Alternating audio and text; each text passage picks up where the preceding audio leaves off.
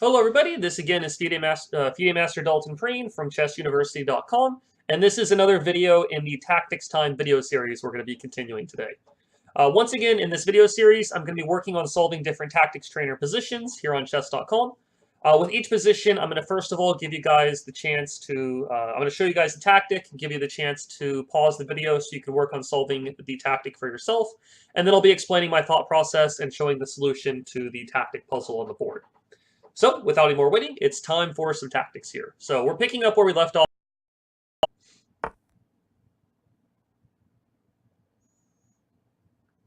Okay, so in this position here, it is Black's move right now.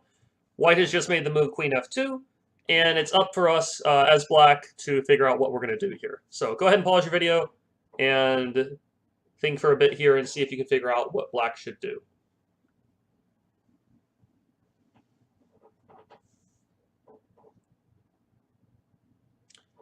Okay, so in this position here, as it's Black's move right now, just like in one of our previous videos, you want to focus on, first of all, looking at the different forcing moves in the position, and then you also want to look at if there's any critical squares in the position as well. So forcing moves would be, first of all, looking at your checks, then your captures, then your threats. In this position, the only check that I see is queen to d5, which is going to be answered by the rook capturing on d5, so that check doesn't really go anywhere here.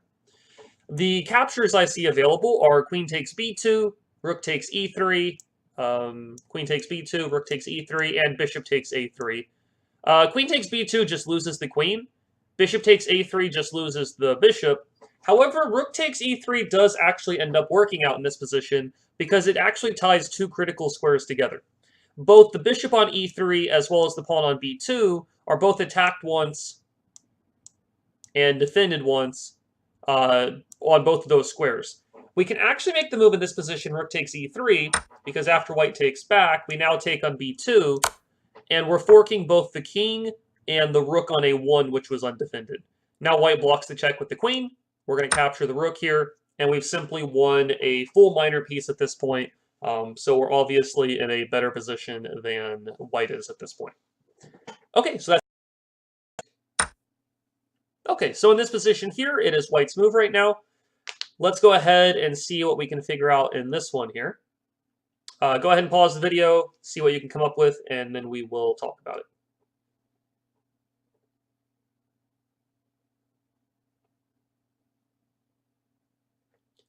Okay, oops. So in this position, it is white's move at the moment. What I'm seeing once again is some undefended stuff, some critical stuff. It looks like at the moment, though, it's pretty straightforward. We can just go ahead and trade queens. And it looks like the, I guess that's the end of the tactic, actually. It just goes ahead and says that it's solved at this point. Okay, so we're going to move on to the next one. The idea here is, of course, if the rook takes on e5, we're going to take the bishop on c5. We couldn't capture the bishop in the previous position because, once black took the pawn, if we capture the bishop immediately, black is going to capture our queen on h5 in that case. So we took the queen first, and then we're going to take the bishop next move. Okay, so we have our next tactic in this position here. Go ahead and pause the video, see what you can come up with, and then we will talk about it after that.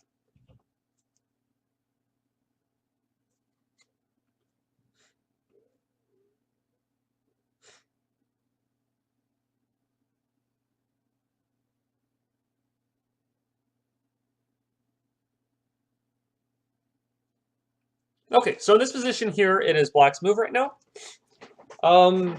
It looks like the king's on a bit of a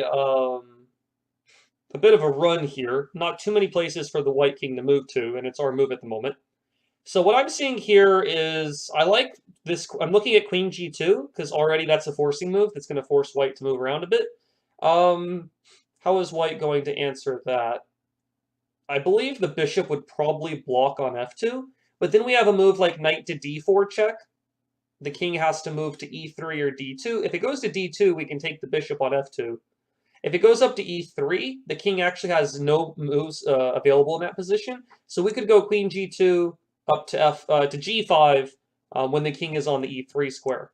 Now, the only other thing to consider here is if queen g2 check king e3, is there any follow-up? I guess at the very least you can always pick up the rook. But even when we do queen g2, king e3, I tend to want to look for some kind of checkmate attack or checkmate idea.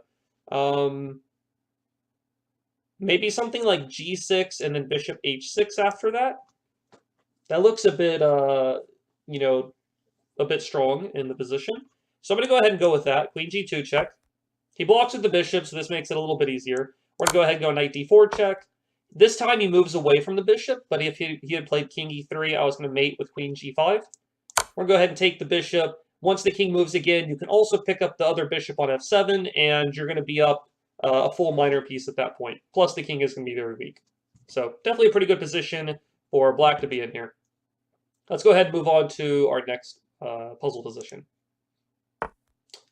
Okay, so it's white's move in this position here. Go ahead and pause the video, see what you can come up with, and then we will talk about the answer.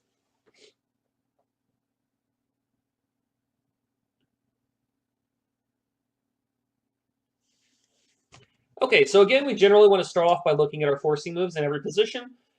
The only check available here is bishop h7 check, and it looks like black will just capture the bishop, and we don't have a good follow-up there. For captures, we have the only reasonable one looks like queen takes e7. But queen takes e7 actually ends up being very good because we can take the queen, the knight takes back, and then the bishop and the knight are going to be on the same 7th rank together, and it looks like we can play rook c7 after the queen trade. That's going to fork both the knight on e7 as well as the bishop on b7, and I don't see a way for black to get away from that. Trade the queens, rook c7, you win one of the two minor pieces here. So pretty straightforward tactics there. The previous one with the king attack, checking the king a little bit was a little bit tricky. But for the most part, it's all about looking at those forcing moves and figuring out, the optimal way to proceed in the position. Usually you can kind of narrow down the list of moves and come up with a reasonable one pretty, with a little bit of work there. Okay, so that's it for this video. I'll hope to see you guys around in a future video. And I will see you guys in the future for some more tactics time.